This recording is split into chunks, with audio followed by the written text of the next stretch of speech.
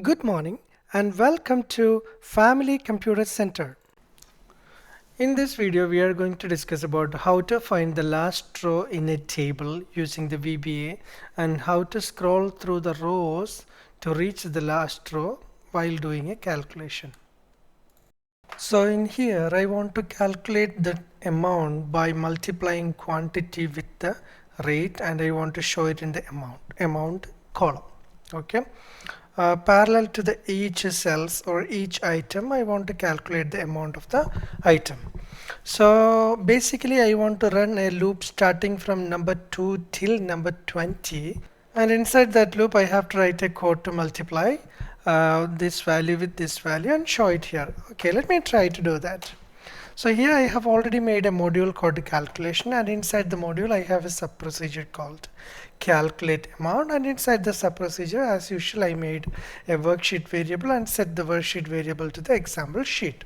Okay, so now I'm simply saying like for I is equal to 2 to 20 because it is starting from row number 2 and it is going till 20. Okay, I will say step 1, and inside the for loop I'm going to say like ws dot range of d and I is equal to ws dot range of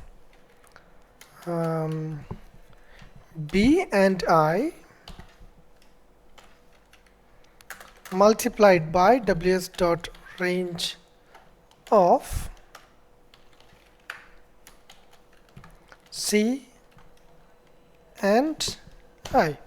So as usual, in the first running the value of the I is like 2, so it will be d2 is equal to b2 multiplied by c2.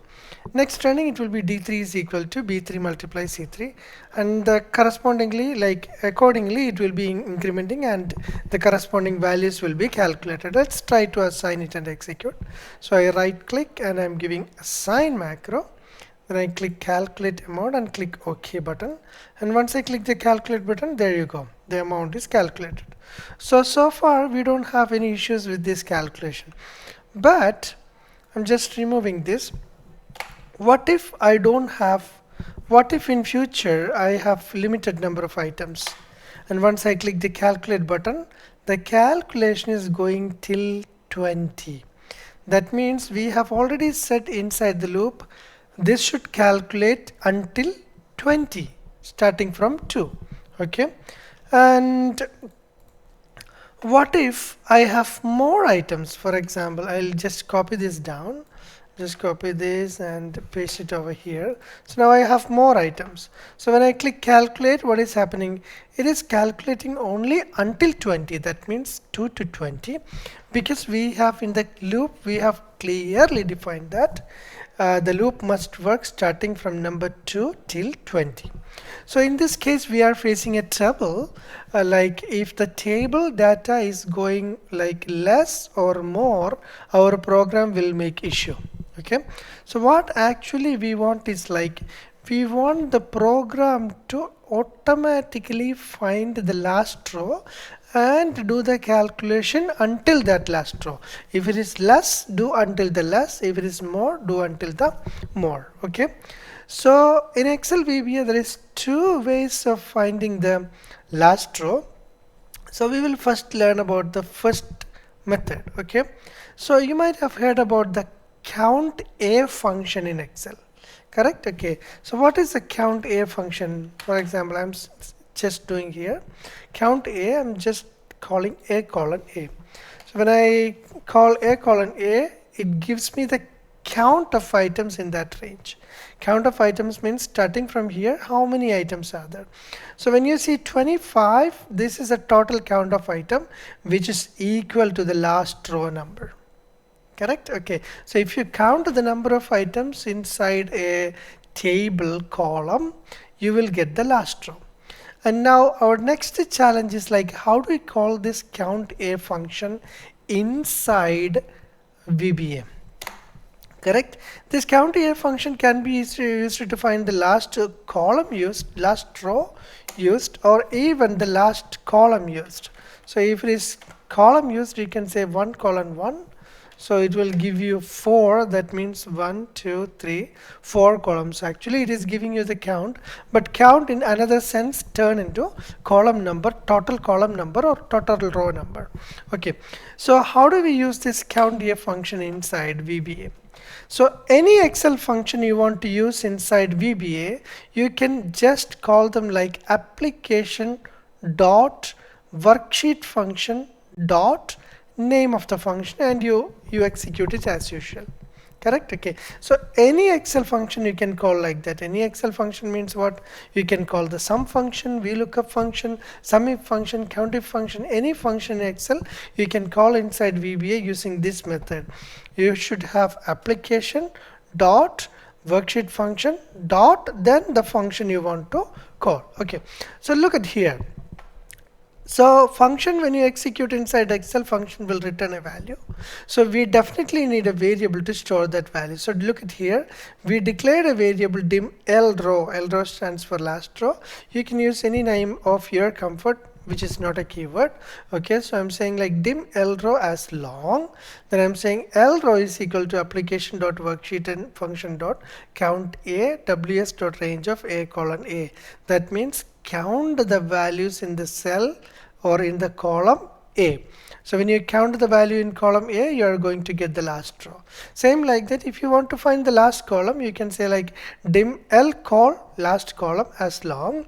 Then you can say lcol is equal to application dot worksheet function dot count a ws dot range of 1 comma 1, 1 colon 1. That means first row complete it will count. So in terms of counting, we will get the column number, last column number. Okay, so let's try that here. So in here we want to automatically find the column number, row number, and do the calculation accordingly. So I'll go back to Visual Basic, and I will say dim lrow as long.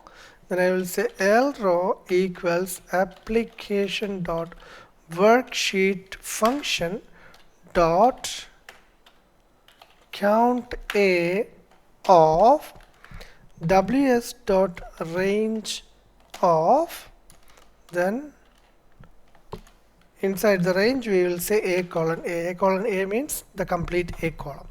So when you execute this statement, lrow will be having the last row automatically find. Okay, and in the place of 20 we are going to replace it with what? Lrow, which is last row. Okay, so now it is not 2 to 20, it is 2 to the last row. Last row the program will automatically find by using the count a method. Let's try to do this. We already assigned the macro in this button. I am removing this one, and when I click calculate, it calculated until the end of the sheet. Okay, so what if I have less data? So I'm removing this one and I will delete these things. Right click, delete, sorry, right click and delete. See, now only up to 19 it is there. So when I click calculate, it calculates only until 19.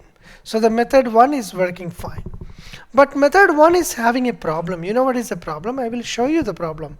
Okay, so here if you have any blank cells in here, the count will be only, so if I try the count a here, you can see the difference.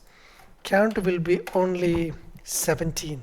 That means these two are not counted. So count a will never count the blank cells. So it will work only the row 17. See, it works only up to here.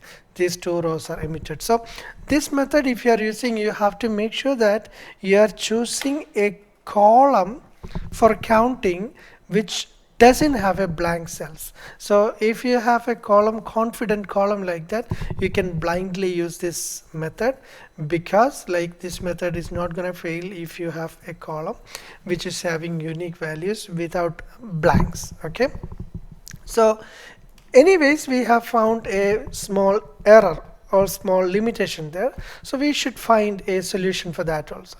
That is a second method of finding the last row. Okay, so that's like this. So in this case also you will declare a variable dim lrow as long, and you will say lrow is equal to ws dot cells. Cells method is the second method for accessing the cells in Excel.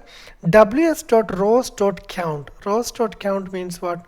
total number of rows in that worksheet. Okay, so ws.rows.count comma a column.